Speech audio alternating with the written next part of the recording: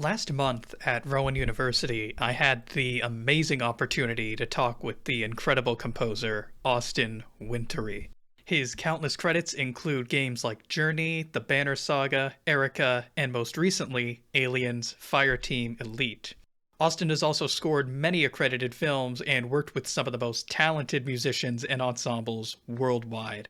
We talked for over an hour about getting started in a career composing music, dealing with the setbacks that inevitably come along with that, and many other topics that I was worried would not fit into the time span of a single college class period. It was a genuine pleasure to speak with him, and I truly wish we weren't bound by such a deceptively short amount of time. I hope you all enjoy, and here we go. Composition in the last 15 years has really exploded into many different mediums and avenues beyond concert, theater, and similar more traditional realms of music. And you've certainly taken advantage of this proverbial explosion by making a name for yourself in games, film, TV, all these different avenues, as well as concert music. How does your mindset and creative process change, if at all, when approaching each of these different mediums?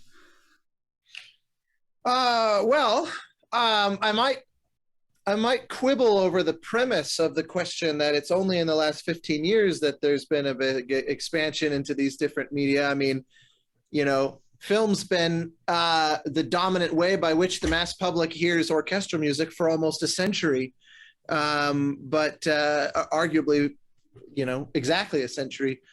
I don't exactly consider myself like a pioneer, as it were, by working in these other areas. But all that said, your actual question of sort of the different approach that may be warranted by the different media, it's a mixed bag, because on the one hand, I don't think that philosophically there needs to be a difference between a great cue in a film or a game score, or a freestanding concert work, hypothetically speaking. But at the same time, the way that the music is sort of situated within the media does really impact certain choices that you make. I mean, a very obvious example would be, if I'm working on a video game score and I'm designing it for its interactivity with the player, I am doing certain things that only bear relevance in that consideration. Like if it's a game, like you mentioned, this Aliens game that came out recently, the system is designed so that if you're running down a hallway and some crazy xenomorph is gonna be jumping out and attacking you soon, I will start to lay a foundation of tension where, recorded a bunch of like high cello harmonic sort of clusters, for example. Well, theoretically, if the player stops running and stands there, the system, perhaps a flaw of the system, is that it will hold position on those cello clusters indefinitely until you basically go over the invisible tripwire that makes all the carnage and hell break loose. And so the composition is an infinitely repeatable cluster of high cello harmonics. Well, obviously, contextual to a game score, that's not a problem. And in fact, maybe it's great, maybe it's or effective. But a concert piece that has it's a non sequitur. Unless you're writing a piece that is indeterminate in its execution, which of course is a thing, but we'll call it a fringe thing. A traditionally linearly written piece you won't just hold on something for eternity. And so, by virtue of even just evaluating what makes one work versus another work, we're looking at very different things. And obviously, another example might be if I'm writing a cue for a film and it's a dramatic dialogue kind of moment, you would be very foolish to write the music intentionally ignorant to the sound of the actors speaking. You must write the music knowing where their voice sits in terms of comparative frequency range, the rhythm by which they speak, how emotionally charged their speech is, all that kind of thing. If you write a piece just, I just think it needs X, Y, or Z, you're almost undoubtedly going to be either overscoring it or setting yourself up for big mixing challenges, or just setting yourself up for an uncomfortable conversation with directors and producers and that kind of thing. Well, when sitting down to write a concert piece, the chances are I don't have to worry about any of the things I've just mentioned. So on the one hand, yes, there are practical considerations. The other thing I would just highlight is that, there's a little bit of an axiom in the world of so-called media composers, film, TV, video games, where they'll say things like, look, if you want to go write anything that you just want to write, go write concert music. And I often find that to be a little bit silly, because it implies that concert music is sort of the composer's domain and the rest are the composer on somebody else's turf. If I'm scoring a film, I am ultimately beholden to the creative vision of the director, similarly in a game.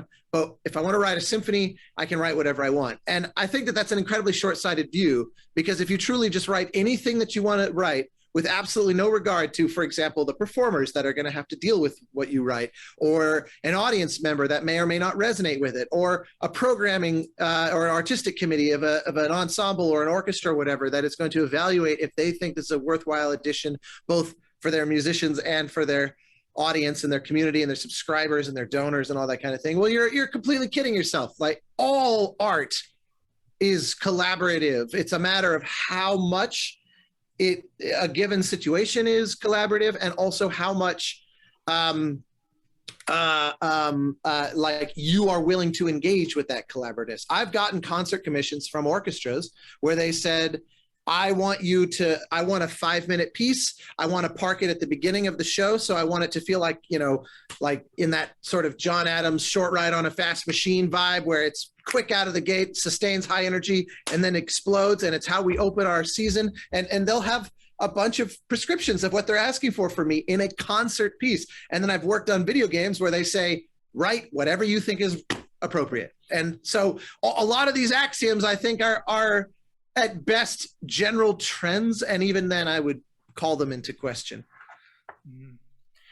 It's interesting that you put it that way, because when we think about these different forms of music, whether it be in the concert or in film, TV, or video games, always when we first introduced to it, there are so many little expectations that we put on ourselves, thinking, okay, if I'm going to write for this film, I need to worry about hit points, I need to worry about camera angle changes, all these little things that the director may or may not want us to worry about.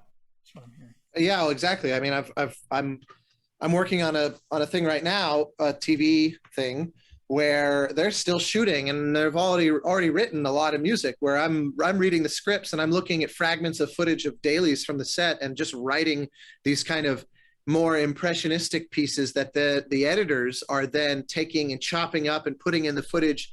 And then they're building a temp score from it using, this material that I'm providing them. And then I'm going to go back and score it all over again based around kind of the triangulation of, what takeaway they got from the temp music versus now, as the cut is settling into position, what it can be. But I think it's going to prove, hopefully in the end, to be an invaluable step in the process that I was writing music preemptively ahead of time with no real reference beyond the script. And that's been really great. I've been loving it. It's been fun to just kind of let the images appear in my mind and then see how much they're sort of lining up with the actual footage and the things they're getting on set. Mm-hmm. One of the most impressive aspects of your career, at least in my humble opinion, is how you were able to start working in music very early on. You were conducting the Utah Symphony at the age of 18. You started your work in video games shortly thereafter when you met Genova Chen at USC and worked on Flow. I'm curious what strategies you used to build those connections and more connections down the road during a time when you were still having to worry about assignments, classes, and all the other important aspects of education and higher education.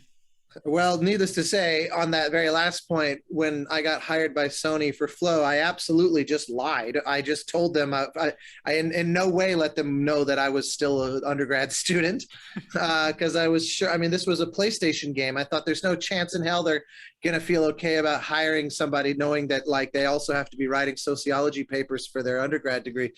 And yes, it I got found out when years later, when the game came, a couple years later, when the game came out and we were driving up to San Francisco, we all rented a van together to drive from LA to San Francisco. And I offered to put the payment on my credit card.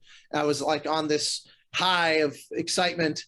And I forgot the fact that being under 25, they were going to smack me with a fee, sort of under 25 fee for rental car. And the whole team did this slow head turn and they were like, "You're under 25?"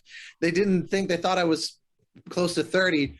And it's the secret to, not shaving.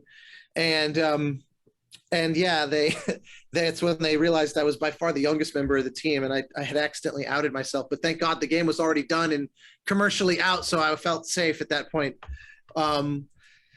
But in terms of sort of how that got started, I mean, look, every career is born in no small part due to luck, and luck can be easily redefined or sort of characterized as being in the right place at the right time.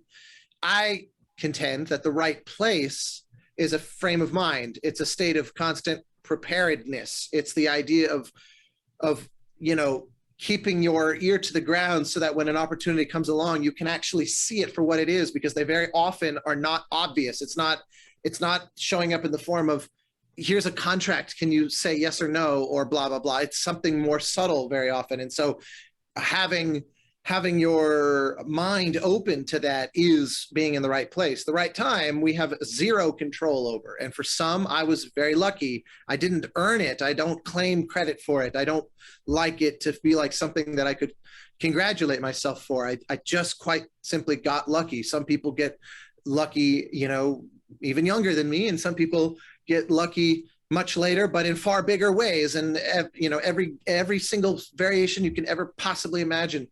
So I think that the one word that I would highlight in the way you phrased your question was establishing connections. I think the only key to what I've done is that that's never at all how I thought about it.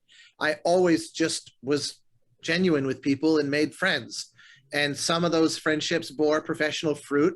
The vast majority became what you expect from a friendship, which is a friendship with zero expectations or hidden agendas or ulterior motives. So, the majority of my friendships are people that I go to dinner with. We go to have coffee, we go have a drink, and we enjoy each other's company. And then occasional friendships, someone comes along and says, hey, I'm actually working on something, and it could be really wonderful if we found a way to work together on it. Or they'll say, I was talking to a friend of mine, and it turns out that he's looking for a composer, and would you be willing to chat with him, or whatever, those kinds of things. To me, that's just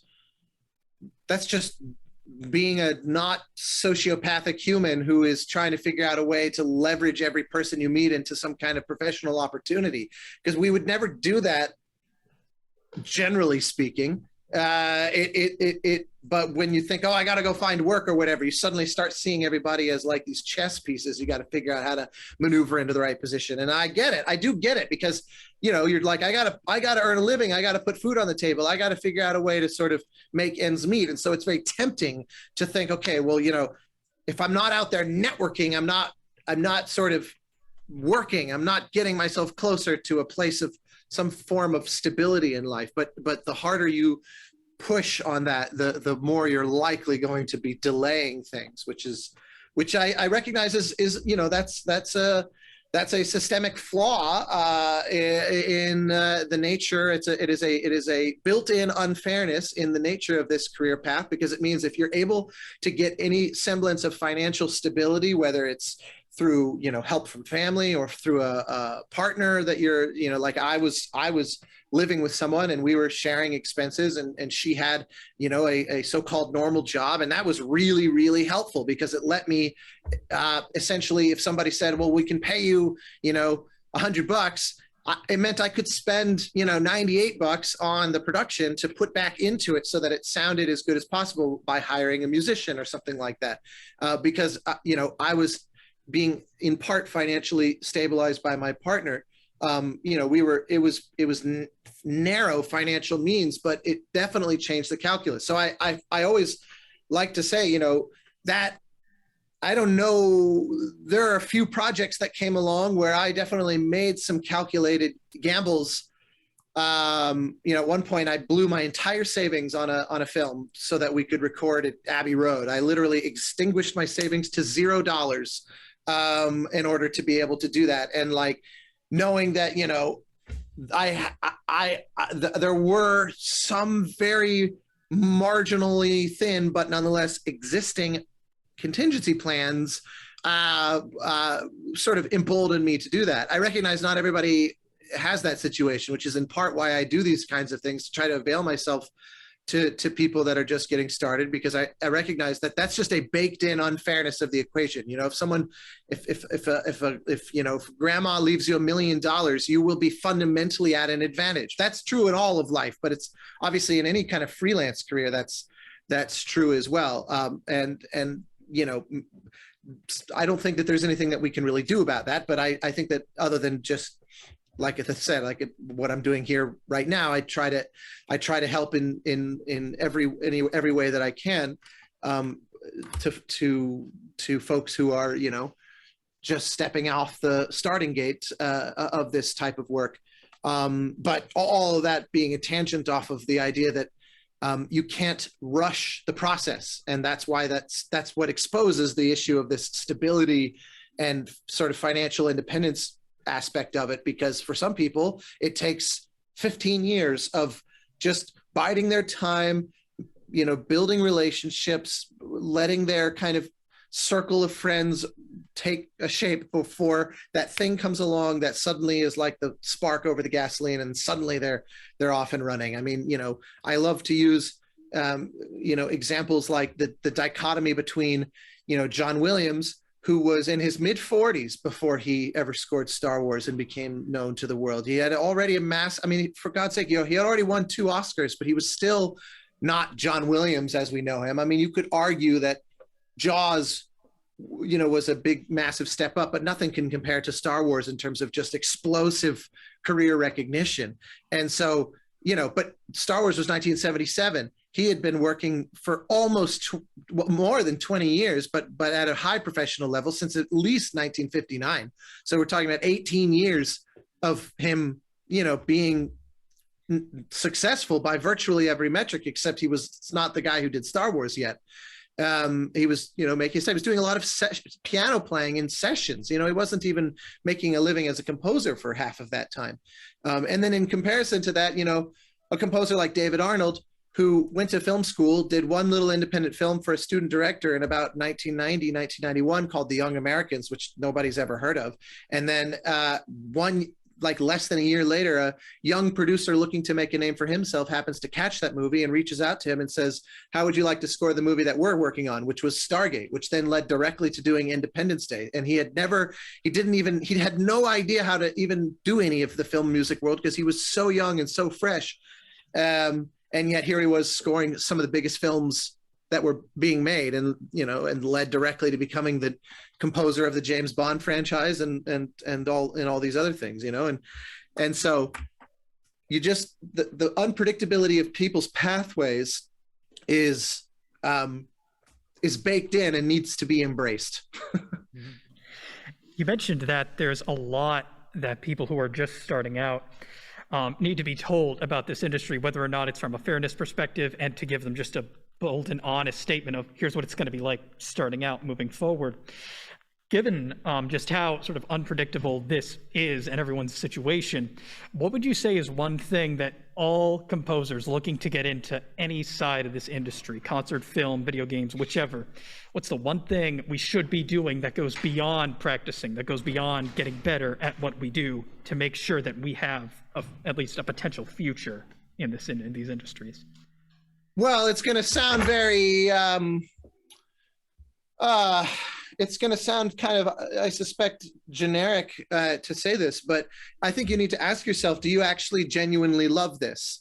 Do you love it such that on its hardest days, where it's very stressful and you feel like I'm about to be, left holding the bag and letting, dozens or hundreds of people down, if I don't stick this landing, which is like parachuting into a chimney. I mean, it's going to feel like the tightest possible landing to stick. If I don't do this, then, millions of dollars or whatever will be blown. And it's all going to land on my shoulders, and, my life will explode. Well, you'll have those moments of feeling that level of pressure and drama and stress and people calling and yelling at. I mean, just yesterday I was on the phone with a composer friend of mine who is, done a lot of very, very big films.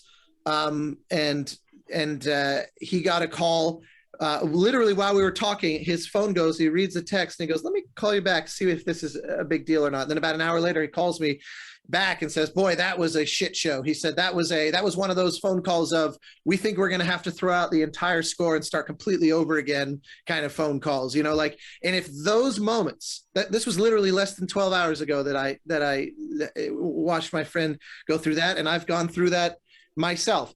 And in those moments, if you find yourself saying, "There's still nothing that I would rather be doing with my time and with my professional energies than this," then, you will be able to eventually kind of have the thick enough skin to deal with it at its most dramatic and it can be very, very heartbreaking, especially because all art requires a certain amount of vulnerability from us if you hope to make anything that's good, or certainly anything that's uniquely yours and not just a generic rehashing of what you learned through technique and craftsmanship. And so that vulnerability comes at a cost, obviously. Every now and again, you lower your guard down and you get shot in the gut, and something, really emotionally taxing or even worse can happen. I mean, the number of divorced composers, for example, probably massively outstrips the general population, if I had to guess.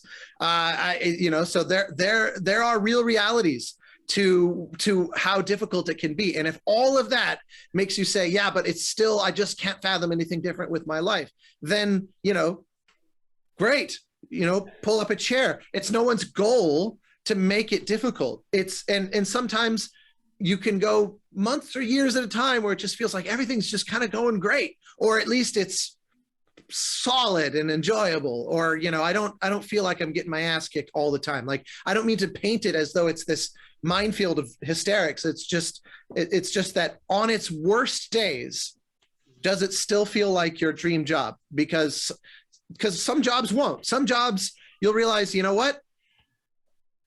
The realities of this are sort of below my threshold for what I'm willing to deal with. And I think I would be better served doing something different with my life. And there is no shame in that. And I've had friends do that, where they say, perfect example is, I know somebody who chose to instead pursue the more composer adjacent career of like orchestration and copying, because they said, that simplifies life. I get to do music every day. I get to, go to recording sessions and hang out with orchestras and do all that fun stuff, but I'm not having to put my own sort of soul on the line constantly in the same way. And I get to just, my clients become composers and not directors. And that's a dynamic I like. A friend once likened that to being a cat person versus a dog person kind of a thing, where, if you want to hang out with fellow musicians all the time, then work like orchestration, copying, conducting, that might be a little bit more your style. But if you like hanging out with directors and writers and people like that, then being a composer is probably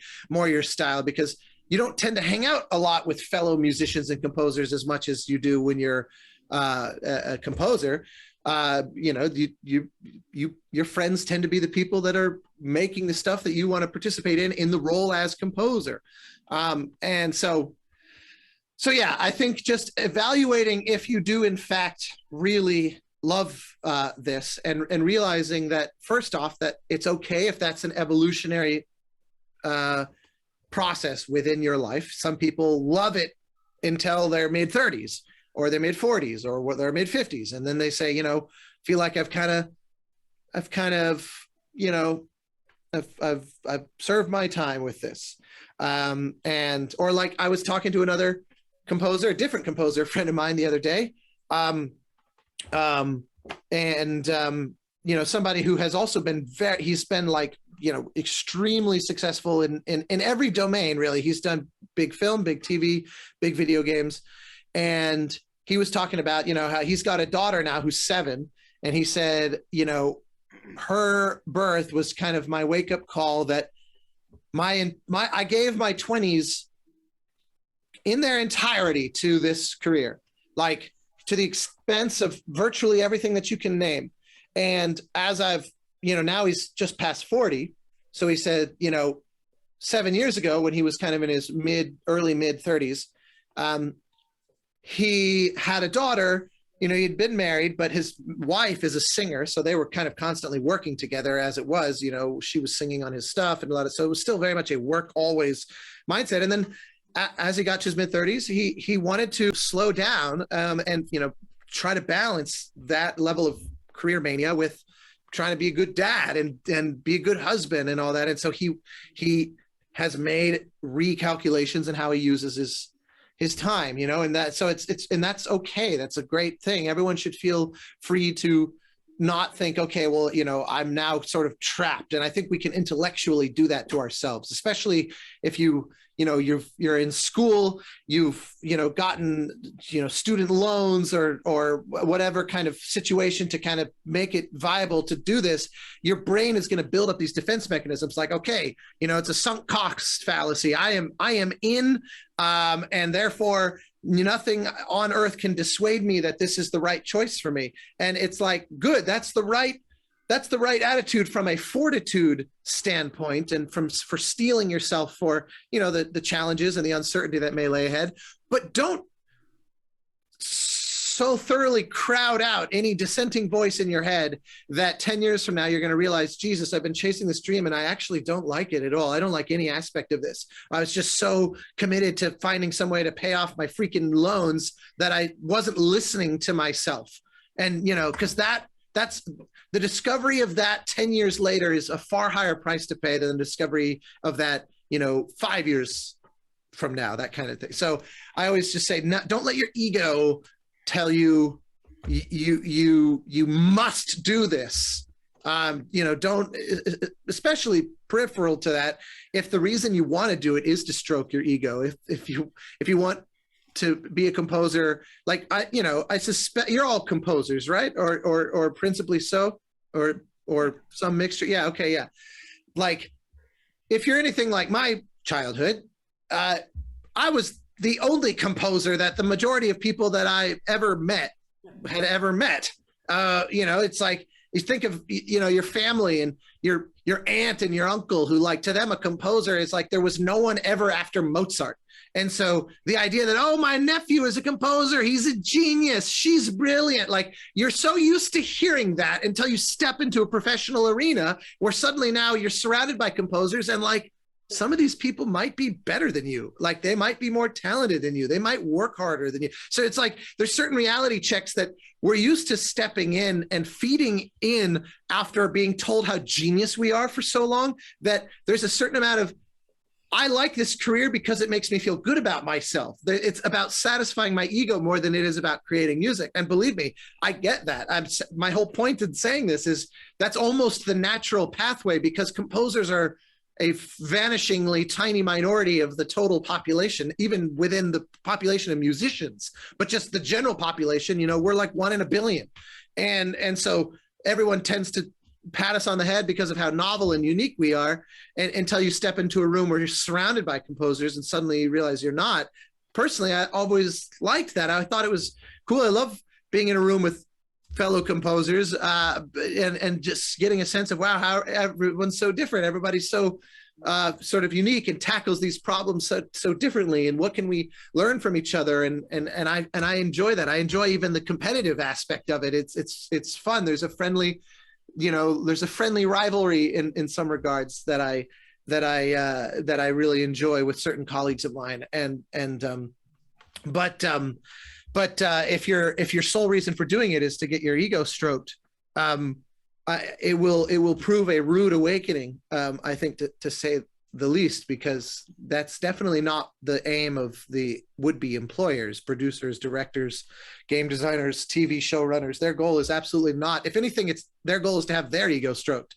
And if you get into a contest over that, you're going to lose.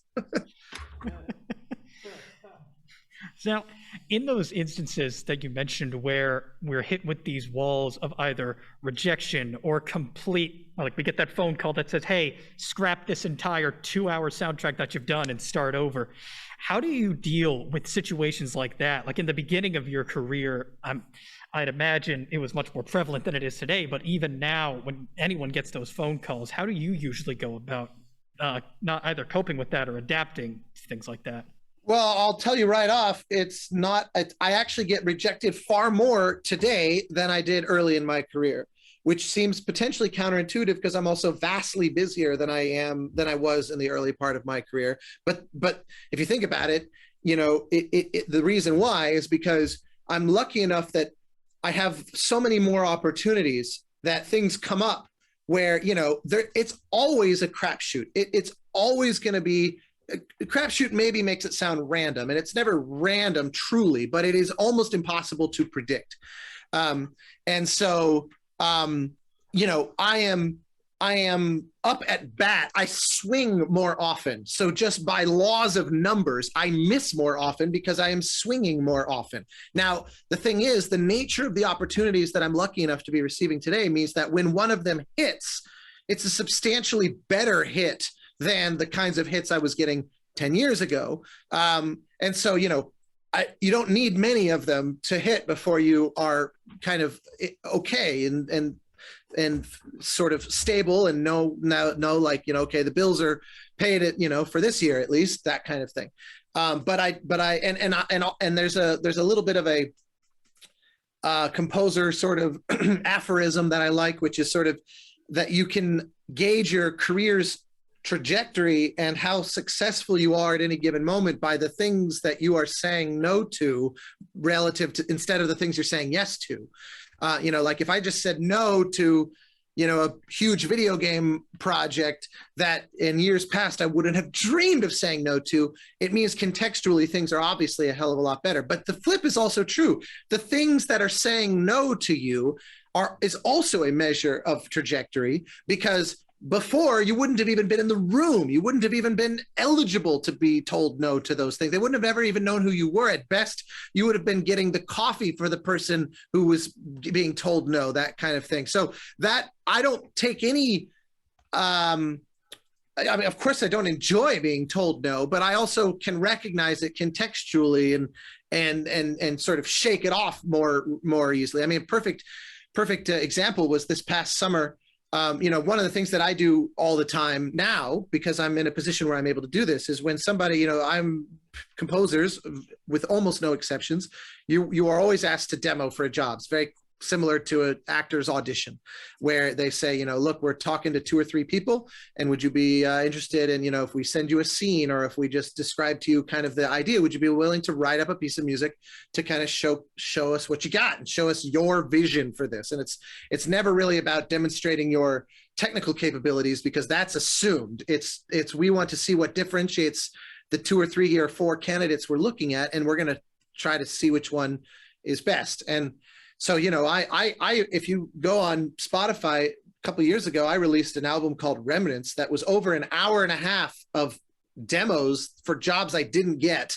And most of those, I routinely will go and I'll hire an entire orchestra out of pocket so I can show them precisely what my vision will sound like. And I don't want them to have to use a leap of the imagination with my VSTs and things like that to say, okay, here's kind of the idea, but just imagine this, but better. It's like, no, this is a job that is well worth the investment to give them an actual accurate sampling of what this could be like. So if I have to go hire 20, 30, 40, 50, 60, 70 musicians in order to show them what I really am proposing, then, so be it. Now, I say all this with caution. This is something, of course, I could never have afforded to do in the first many years of my career.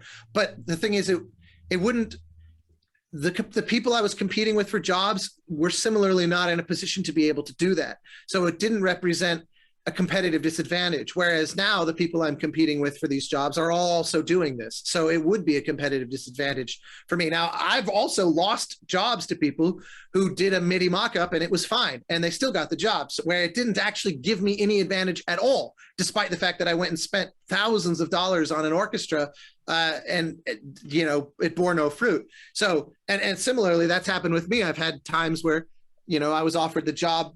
I didn't have time to do a proper MIDI mockup. In fact, I had a film recently where they called me and said, here's 10 minutes of footage. Would you be willing to put some music up against it? And I was out of town. So I sent the footage to my assistant and I said, can you just take some MP3s from past works of mine? And I watched the thing and I sent him spotting notes and said, okay, from 0 minutes and 12 seconds to 46 seconds, like something in the vein of this one project could be fine, and edit it together. And because I didn't think, I couldn't tell how seriously these people were about hiring me. So I told him, just take an hour, take some MP3s, make sure that your crossfades and everything are really elegant and it's not super ugly in its execution, but like, it doesn't need to be something overly, complicated here. And I got the job. It was like the least effort I've ever put into an audition in my life. And I still managed to somehow get the job. So it's really hard to say. I had one over the summer where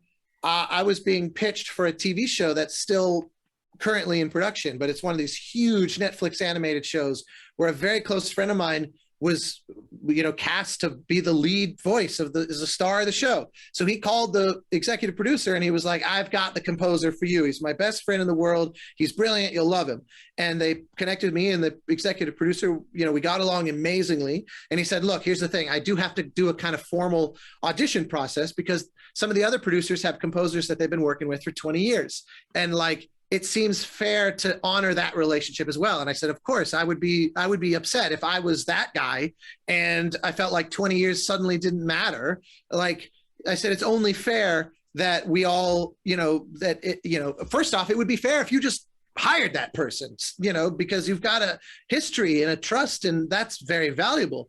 But if you're willing to entertain some demos, then I would happily write some. And so I wrote, they said, well, maybe give us like a 1 minute sort of opening title theme. So I went and wrote 5 of them. And I said, take your pick. What's your favorite? And they said, oh, we really like 2 and 3, but we had some thoughts because we were kind of thinking, oh, what if this, what if that? So I said, awesome. So I threw away, 1, 4, and 5. And then I said, okay, here's 2 and 3, plus 2 more versions of each of those that expand on this a little bit and kind of play around with the formula that we're discussing a little. And then just for fun, here's something totally different as well on top of that. So here's 5 more pieces. And then they were like, oh, we really like, of this new batch, we really think number 3 is the one. It's like, okay, great. I then, because of COVID, there were all these protocol with hiring an orchestra that made it just ridiculously expensive. I mean, it cost me multiple tens of thousands of dollars to produce this demo because I hired like 70 musicians and I had to double the amount of studio time because everybody had to be super spread out. And so I had to do the orchestra in chunks and by scheduling things, I had to do it on a Sunday, which meant I had to pay overtime fees for everything. And they make you pay for these rapid COVID tests. And so it was like, the thing cost a fortune, but I was like, this is a massive show. This is, that money will disappear into the rear view mirror. And there's no way to get this job if I'm not willing to go to these lengths. And so, did that, sent them, bunch of, edits and all kinds of things. And in the end, they went with the guy that they worked with for 20 years. And it was like, well played, fair enough. I would never have even been in the room for a project like this, even a year ago, because it's hard to, I can't say what it is, but it is a massive TV show. But it's one of those where I also was making the calculation that even if I don't get the job, and I'm not going to undercut it, like obviously the day they called and said, hey, we went another direction, I was letting myself be tempted to believe I might have this job, and fortunately I've got plenty of other jobs, and I wasn't like putting all my hopes and dreams on this one project. Like, oh my God, I'm going to be out on the streets if this doesn't work out. Like, the portfolio is diverse enough that wasn't the case, but it would have been a really special project. Plus the actor friend of mine who's in it, it really is like my best friend. And the idea of, we've done a couple things like this where, he starred in it and I was the composer, but this was, a meteor thing for both in that regard. Mostly our careers have been parallel and not so much overlapping. And so, I was emotionally invested. And so, yeah, of course, that day, you take a day or whatever you need to kind of like get it out of your system and be like, okay, that sucks. Like today I'm just gonna, play Ghost of Tsushima or whatever. And like, that's going to be my cathartic coping or whatever. I tend to go for walks. I have, there's a nice kind of park near my studio, and I tend to just wander around and listen to podcasts. Of course, I think that day I was listening to a bunch of political podcasts, so I actually kind of enraged myself, I think, a lot further. But it's not the healthiest sort of engaging in a vice on a down day. It's not something I recommend. But yeah, everyone has their different coping strategies, and then you realize, okay, look, not only does this represent my being in a space, because TV is I'm working on a TV show right now, and I've done one prior, but otherwise I've never touched TV. That's worth contextualizing here. Like film, video games, I've got legs to stand on, but in TV it's totally different producers. They don't know anything about video games, or even to a degree they know about movies, but it's like there's sort of different circles of people. So, to be up at bat for a TV show against somebody that's a multi-Emmy winning, long running TV like household name, that's who I lost to. Somebody who's like, I'm a fan of it. Ironically, he and I had been exchanging emails and were set up to have lunch before we knew we were going up against each other. And then the lunch site, I took a selfie of us and sent it to the executive producer. And I was like, this is commiseration / congratulations lunch. But they didn't know that we had already scheduled that, because I had reached out to him as a fan like a month earlier, not knowing we were actually actively in competition in that moment, because he's been around forever. He's a huge name in that world. And so, and the last piece of it is to remember that, we were very collaborative through this demo process. I got feedback, I got notes from them. What that means is that now there is a relationship established, and they made it very clear. They said, look, we're going to go a different way on this one, but let's absolutely stay in touch, because this was a blast. And I'm sure there'll be something we can find a way to collaborate on, down the road. So it's like, there's a relationship that's been forged even in losing, which is its own way of coping, because you realize, look, maybe nothing will come of it later. That's been the case, but maybe something will. I genuinely like these people. I don't think that they're bad people for wanting the best for their show and deciding in all earnestness that this other guy's vision was the best thing for their show. Why would I take umbrage with that? If I was in their position, I would have likely done the same thing. All right. That's honestly really refreshing to hear, just a more professional take on this, because again, we all have our own assumptions about how it feels to get rejected and what our initial reactions should be, but it's nice to know that there's a way to put a positive spin to it. It's honestly really refreshing. It's just important to, empathy is always the key to literally everything in life. And it's easy to, it makes the sting of any painful aspect of this job, whether it's getting rejected for something or being given really harsh criticism or whatever.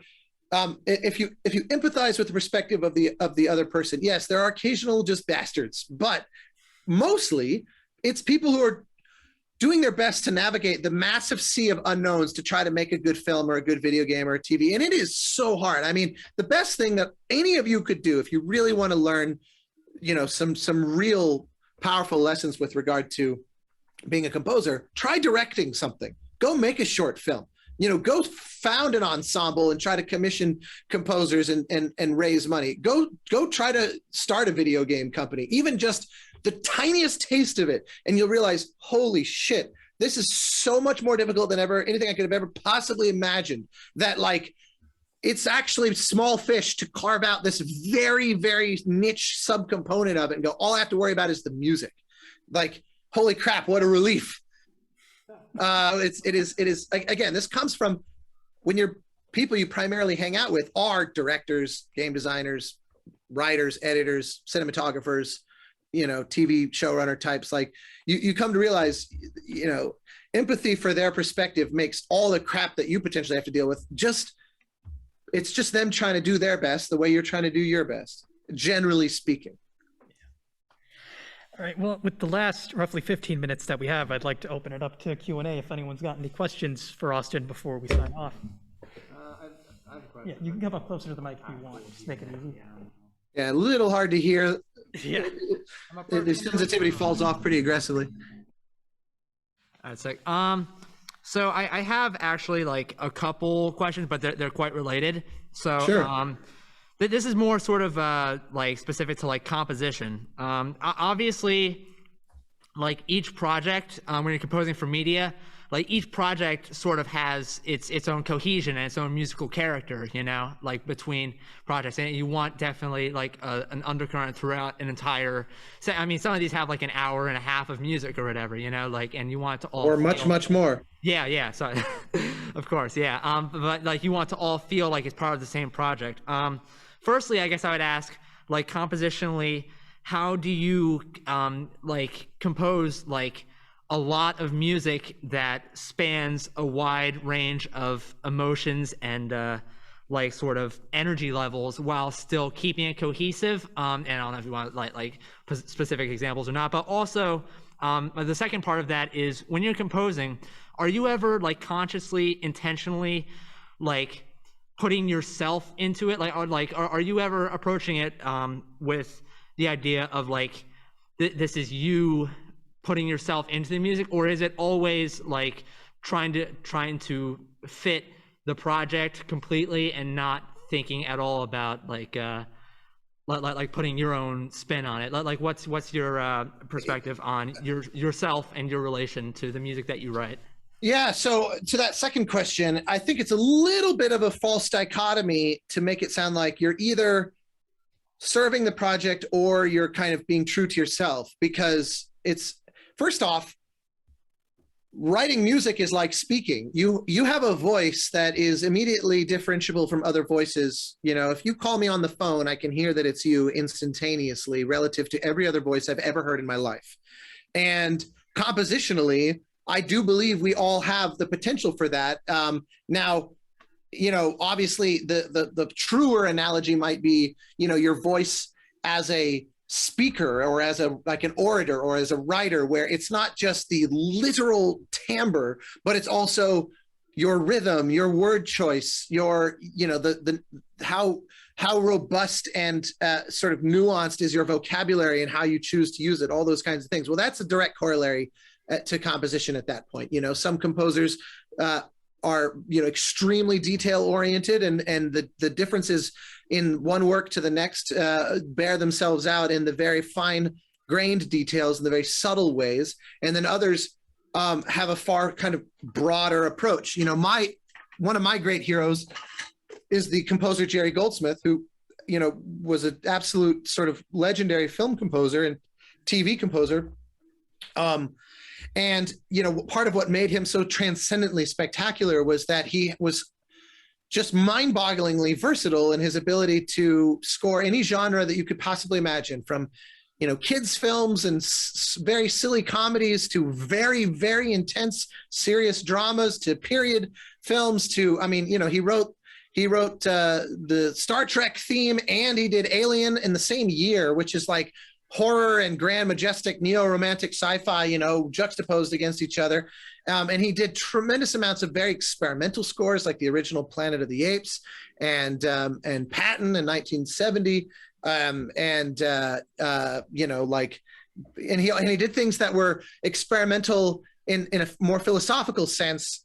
Like one of my absolute favorites of all time is the movie The Boys from Brazil from 1978, where, here's a movie about a Nazi hunter who is trying to track down high-ranking, SS officers who disappeared after World War II. And there's like all these rumors of, oh, well, they got smuggled to places like Argentina and Brazil, and to avoid prosecution for war crimes after the successive war. That's a real thing. That's like there were actual people that were tracking down these officers that fled as Berlin was taken. Even decades later, they're still finding some of these guys. And so the movie The Boys from Brazil is a sort of slightly campy thriller with Laurence Olivier tracking down Gregory Peck, who's like a, massively high-ranking Nazi who had disappeared. And then it turns out that there's like this whole operation underway to try to clone Hitler and like bring it all back. And it's sort of like this sort of almost like a detective movie of him trying to figure out what's going on. And so in order to capture the essence, Goldsmith wrote this score that's like these Straussian Viennese waltzes, sort of corrupted and made sort of almost bizarre and creepy. So he takes this sort of Austrian German sense of the big grand lush waltz. And so it's literally, this guy like sneaking around trying to figure out about Hitler clones, and the music is doing this bum, bum, bum, bum, this very big waltzing bass line. And it's genius. It's like, who would think of that juxtaposition if not Jerry Goldsmith? He did that over and over and over and over and over throughout his career in, his 50 odd years of writing film scores. And what I always loved, the reason I bring him up, is that he would all but reinvent himself from the ground up with every project and do something that is very uniquely catered to that film, to its characters, its stories, its setting, to the predilections of its director. All of that would make each project almost this complete novel one-off. And yet it is always unmistakably Jerry Goldsmith. It is, his voice as a composer is very strong. And my analogy that I've come up with to try to explain this, because he's very atypical in this regard, is that it's like he was this human being with a very strong personality who loved trying on wildly diverse wardrobe choices, where the man underneath the clothes never stops being the same man. He moves the same way. He talks the same way. But maybe one day he's wearing like Elton John, like wildly colorful, flowing like peacock feathers. And the next day it's like an Armani suit. Well, Jerry Goldsmith is still the human flesh underneath that, below the surface sort of, decoration. And to me, that has always been the model that I aspire to in my own career. Is there are things that feel right to me under all circumstances, but I look for ways to express myself in a wholly new way as much as possible, which means, I radically change my process all the time. I sometimes write by hand. I sometimes write, I did a project that came out a year ago, a game called The Pathless, where a huge chunk of the origination of the score came from getting together with musicians from Tuva who play Tuvan folk instruments, and they're throat singers, and we couldn't speak the same language as each other, and we got into a studio together in Washington, D.C., and we just jammed. I played piano, they played their instruments, and we just improvised for 6 hours. We just turned on Pro Tools, didn't say anything, and just let it roll for literally, we took a small break for lunch in the middle. It's basically 2-3 hour chunks of unbroken just playing. And then I built 3.5 hours of music off of that over the course of about 2.5 years following those improv sessions. Well, I never composed like that before. That was so of course it led me to try things I never tried before. Now I think it still hopefully feels like me. That's sort of for other people to decide, but I certainly didn't feel like I was being untrue to myself. But the surface level for sure is novel from other things that I had done before. So as to your other question of, how to kind of manage cohesion and also to cover a lot of ground, part of that is just technique. You just, if somebody says, like a perfect example was that, I did one of the Assassin's Creed games a couple of years ago. And I remember, you in that particular game, you play as two different characters and you toggle back and forth between them. It's the Fry twins, Jacob and Evie Fry.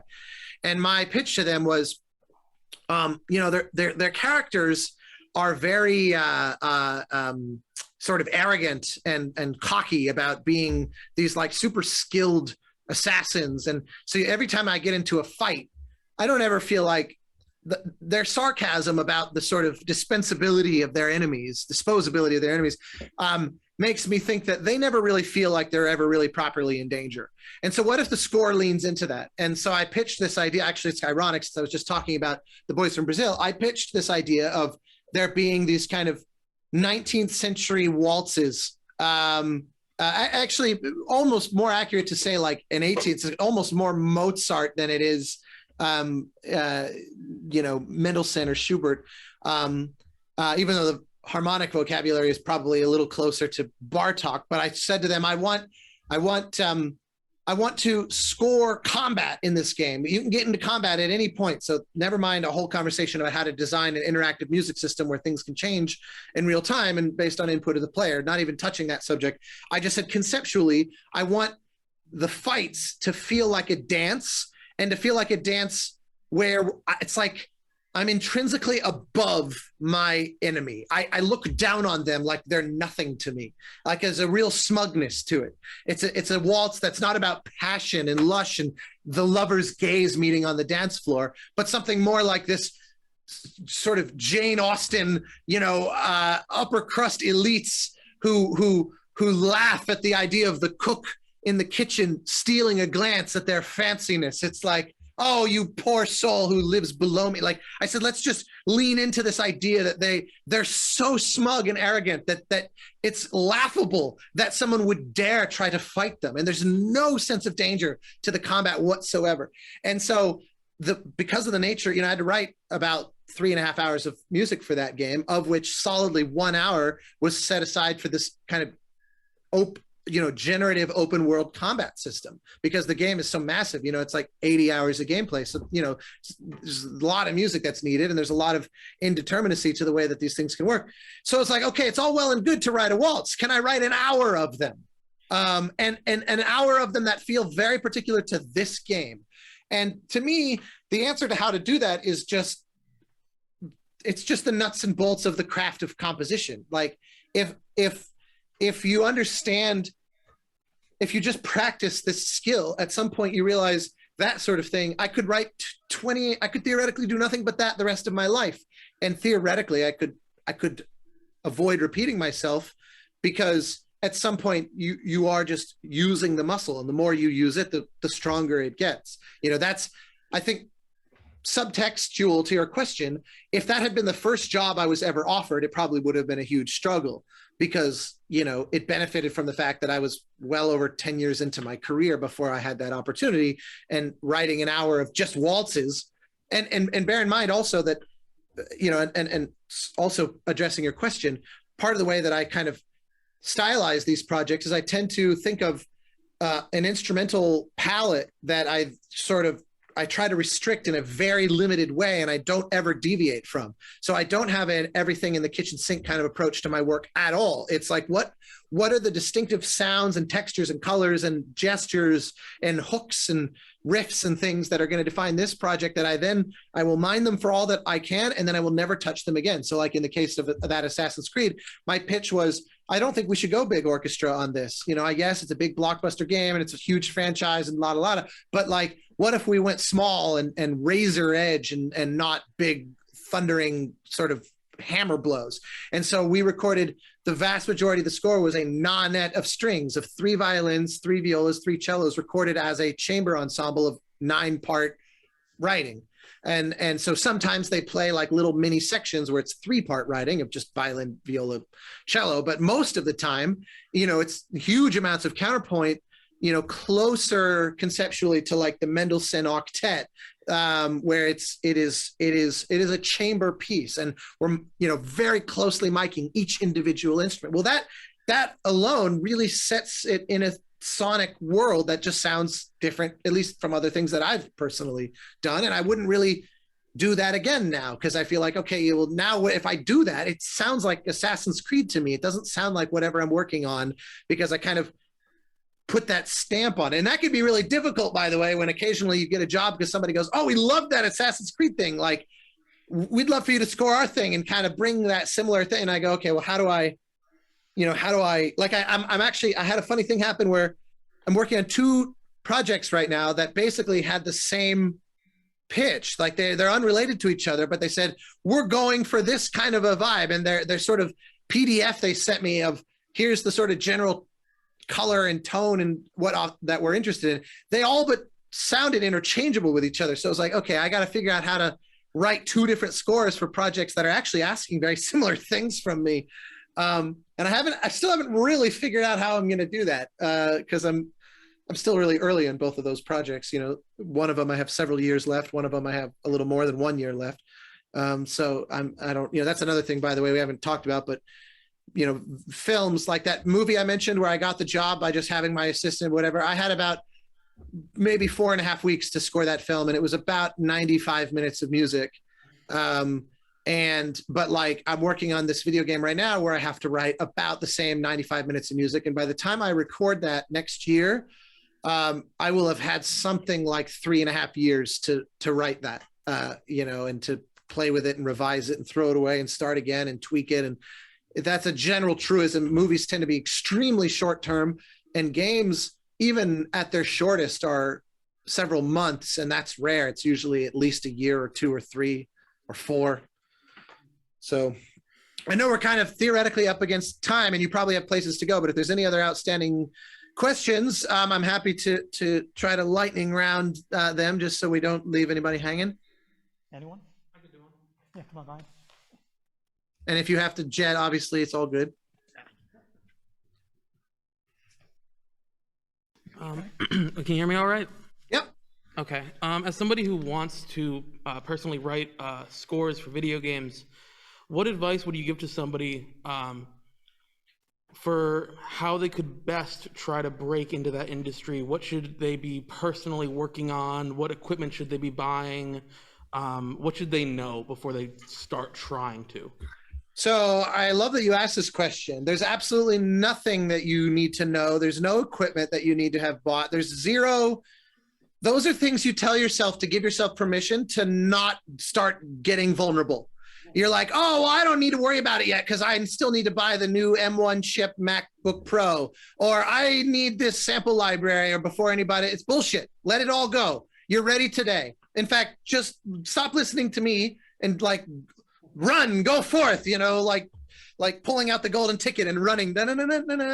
And so like there really truly is, no one will ever validate that you are ready. And no matter what happens, no matter if you get your first opportunity tomorrow, later today, a year from now, 10 years from now, whenever that happens, you will not feel ready. And so the key is to deal with that and then realize, okay, I actually am ready. I will lean into what I've got, and I will make it work. And I'm working on a video. I have a YouTube channel where I put things out that are hopefully valuable to composers. I put out a lot of things. If you just look me up on YouTube, you know, there might be things on there. There's nerdy composer stuff. And I also do a lot of like podcasting and stuff with fellow composers where we talk about this kind of thing. And I'm working on one right now for fun where I went and asked 10 different composer friends of mine the same 5 questions. And so I'm creating like a series of videos where it's, okay, here's the same question answered 10 different ways by 10 wildly different composers. You know, all of them are successful, but they're in different areas. So one guy I was talking to is a composer named Lorne Balfe, who is, you know, he did the recent Black Widow film from Marvel, and he did the last few Mission Impossible, you know, Tom Cruise movies. And he's just supremely successful in the world of film and TV, but also video games. He also scored one of the Assassin's Creed games and you know, other things like that. He's tremendously successful. And he was one of those guys that was part of Hans Zimmer's camp for a long, long time before he kind of finally struck out on his own. And one of the questions I asked him is, what do you think your biggest professional failure has been? And he said, honestly, I don't think I have any, because every time I've screwed up, it just helped me, it helped inform whatever I was going to do next. So it actually wasn't a failure. It was more like, you know, even if it was a mistake where I completely screwed it up and like botched a thing, or I had to like fire signal flares and beg for help from friends to rescue me from a situation where I bit off more than I could chew or whatever. Like those scars, it's like a tattoo. It tells your story. It's a thing that helps inform whatever you're going to do next. It makes you wiser. It makes you hardier and steels you for whatever may come. So it's like even the most cataclysmic failures that you could conceive of, as time goes by, you realize weren't actually failures. You know, they didn't cause the end of the world. No one died. Like you realize it's actually not as big a deal as it might seem in the moment. So in turn, and I will acknowledge no amount of me telling you this is ever going to like make it settle in until you just go through it, until you just experience it. So hopefully when you go through those things, my voice will show up in your head and will be a reminder, it's all going to be okay. We've all fucked things up royally. Like you will see it through, just like every composer who has come before you has seen it through, and everyone after you. And this won't be the last time that you make a mistake, and it won't be the biggest mistake that you make. In fact, the mistake that you're making today is going to be laughable compared to the mistakes you're going to make later, because the stakes are currently really low. Because what are we realistically talking about when you're early in your career? A student film, maybe, you know, a friend is designing a, you know, a mobile game that they're trying to use to just enter into competitions or something. Like if you royally screw that up, the penalty is no one will ever know it happened. You know, it's not like you screwed up a Marvel film where a $200 million investment suddenly was thrown into chaos because you dropped the ball. You won't be in that situation yet, maybe never. And if you do find yourself in that situation, I guarantee you, you know, they put a lot of guardrails up around you to ensure that you cannot fail. They will not jeopardize. I have a friend right now. She's a composer who's mainly done documentaries, and she got asked to do one of these new Disney Plus Marvel TV shows. And I was asking her about her experience, and she was like, the number of people that they kind of told me, this is your music editor, this is your orchestrator, this is your, that Marvel handed her a crew and was like, you are mutually accountable to these people now, because we've done 20 shows with these people now, and they are now part of your team, and they will ensure that failure is impossible.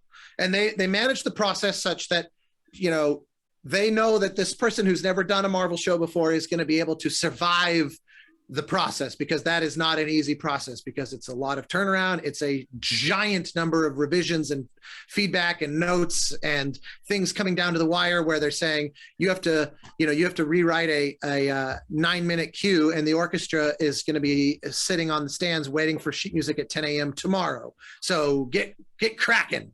Like that, you know, these are the things that face composers on those kinds of projects.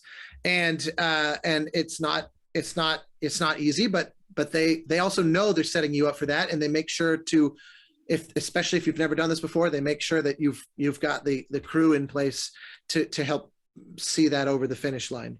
And they just simply won't hire you if they don't think that you will not be able to handle that kind of situation. I've just had a friend deal with this on a thing I can't talk about, but I've seen a friend where their apprehension at his ability to deal with those punches is the number one reason why they hesitated to hire him.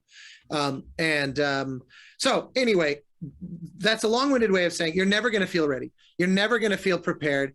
And God forbid something as superficial as what equipment you buy, you know, think of it this way. If you could go back in time and meet, you know, a 19-year-old Beethoven, do you think that your thoughts were going to be, here's the kind of paper that I recommend going and buying, and there's these fantastic pencils and quill ink that I think is going to really serve you? Like, it in no way benefits him compositionally to worry about the actual sort of technology in use. Of course, the better you get with it, the better your life will be. And always look for every opportunity to hone your craft. You know, there's 1,000 videos on YouTube every day on how to use every plugin, every sample library, every piece of software. There's so much that's so learnable for free. There's Twitter, you know, like I routinely get asked questions online by people, and I try to answer or connect to the people. You know, I say, oh, you know, I know someone that like I use Digital Performer, but you're asking a question about Cubase. Well, here's a friend of mine that uses Cubase. Maybe they can help you out, or what. Like, you know, generally, personally also try to foster a bit of a community sort of composers have each other's back sort of vibe. But even without that, there's just so much that you can find that answers those kinds of questions for you. The deeper question of just how do I break in? First off, it's not really about that. It's more like, I once read that when a photon is first formed due to the nuclear fusion reactions happening in the core of a star, the time it takes for the photon it bounces around, it's so dense, inside of a star, that for a photon, from the moment it is created as a byproduct of a nuclear fusion reaction to bounce around, colliding into all these particles, it can take as long as 10,000 years before it finally hits the surface of the star and goes shooting out at the speed of light into space in the form that we actually see it as, a photon hitting our eye, having just made, in the case of us here on Earth, the journey, what is it, 8.5 minutes or 9 minutes or something like that from when it comes from the sun to hitting our eyes. But knowing that photon's journey is actually 10,000 plus years in all likelihood before it's actually reaching it. Well, our careers are the same. By the time you've heard of a composer is when they've hit the surface and they're off and running. You're missing the part where they were breaking in over potentially years, bouncing around, biding their time, doing all these things below the surface of your awareness. There are some, even people that seemingly explode out of the gate. A perfect example is a composer friend of mine named Jeff Beal, who did the Netflix show House of Cards. I remember that show, he won Emmys. It was a big deal. It was like the thing that launched Netflix as a platform for original shows and not just a place to go watch existing things. That's what was their pivot into the realm of now we are a studio that makes our own stuff. And Jeff Beal, the funny thing is he'd been working for years and years and years, but he'd never had like a mainstream pop culture hit the way House of Cards was. And I remember I was talking to his wife once. We were at an event, we were hanging out, and I said, how fun that Jeff, is getting to kind of enjoy this limelight. Like everyone in the composer community has known he's a phenomenal composer forever, but the outside world didn't know who he was like a best kept secret. And she said, yeah. She said, it's so funny that suddenly all these people are acting as if he just burst onto the scene. So she goes, I've started referring to him as a 20-year overnight success. And it's like, it's actually almost always like that. People find their way anonymously until one day the right project just gets lucky, gets a lot of exposure, is a surprise hit, blah, blah, blah, whatever. And it elevates your visibility to your colleagues, to future employers, to the general public in a whole new way. But in the meantime, it's just about showing up every day. It's just about meeting people, going to events. If you see, in practical terms, like if somebody makes a game that you think is amazing, send them a tweet and go, hey, your game is amazing. Like, will they reply? Who knows? What's the harm? What's possible negative consequence of doing that? The email, how many emails that I get from people that play something that I've worked on and just send a note to just say like, hey, this meant a lot to me. Like 90% of the time they put a little thing that says, as I write this, I'm realizing you're probably never even going to read this email, which to me is always like this, oh, now I'm definitely going to respond. And I try to always respond and let them know I really appreciate that. And it doesn't matter how many emails someone may get, there's plenty of people that get way more of that kind of traffic than I get. And it doesn't stop being a meaningful thing to hear from someone. So, don't have an agenda. Don't think, oh, well, if I send them this note or send them this tweet or whatever, Facebook message, that like they're going to trip all over themselves and turn around and go, oh my God, you want to score my next thing? Or like, again, don't have an ulterior motive. Don't have an agenda. Don't be a sociopath. If you like something and you want to communicate that to somebody, communicate that. But that's often how these things start. I say don't have an agenda, but I'm also acknowledging it as this is the way that you start to ingratiate yourself to the existing community of people that are already making these things and just sort of assimilate and become part of that community. But part of it is, I think, just stems from just acknowledge you're already part of this community. It's just that nobody knows who you are right now. It's not that you're an outsider. That's a false dichotomy. I don't believe that's the case. It's just different people are more widely known than others. Different people are, working on certain projects versus others. But no one will ever, you'll never get a form saying, congratulations, you're in. And likewise, you'll never get a pink slip saying you're out, you're done. Thanks, but no thanks. You tried. We acknowledge the effort, but now's the time to go start working on that accounting degree. Like that will never happen. As long as you stay in and you show up every day, then you're in it. You're doing it. You're taking those steps, and it's just, finding people building genuine friendships. That's all that it is. And you know, it can take a long time, it can take a short time. You know, some people have to work, you know, separate day jobs, and this becomes like their nights and weekends thing. And if you love it, that sounds like a great way to use nights and weekends to me. You know, et cetera, et cetera, et cetera, et cetera. I could go on and on, but I think that's the general gist of it. I think that was a really, really good note to end on, especially the point of start before you think you're ready, because I don't know, I hate to drop names, but I don't know if you know Akash the Car, but he's told me that time and time. I knew him when he was a student. He invited me to speak at the Berkeley video game music club or whatever that he was the organizer of. And then I remember I went to a convention to speak on a panel, and he came just as an audience member, and the two of us, you know, had drinks. And then, you know, lo and behold, now he's a busy working member of the community. Well, Austin, thank you again so much for being here and taking the time to talk with us today. My pleasure. And like I said, guys, you know, I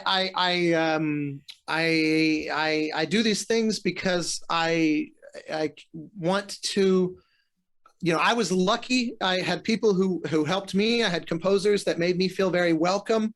When I, you know, first moved to LA, I didn't know a single human being. I moved to Los Angeles knowing absolutely nothing about the city, knowing nothing about who was there, about how to get started, any of that. And among other things, there were a couple composers that you know, I crossed paths with that were like, hey, come by the studio, let's have lunch or whatever. And they made me feel like, you know, look, you're in this community. It's what I just said. I'm effectively echoing that. And so I take that as sort of a sort of responsibility to pay it forward, as it were. And that's also why I try to stay active on social media, particularly really just Twitter and Instagram. But, you know, don't be strangers, in other words. And likewise, I mentioned my YouTube channel. I do 80% of my channel is stuff that is specifically catered to composers, even if they're veterans, but really obviously a lot of kind of folks who maybe just be starting out. And it's just trying to compile advice, practical, useful stuff, and obviously a ton of behind the scenes on my work, so that you can hopefully learn whatever is useful to you and steal it to your heart's content.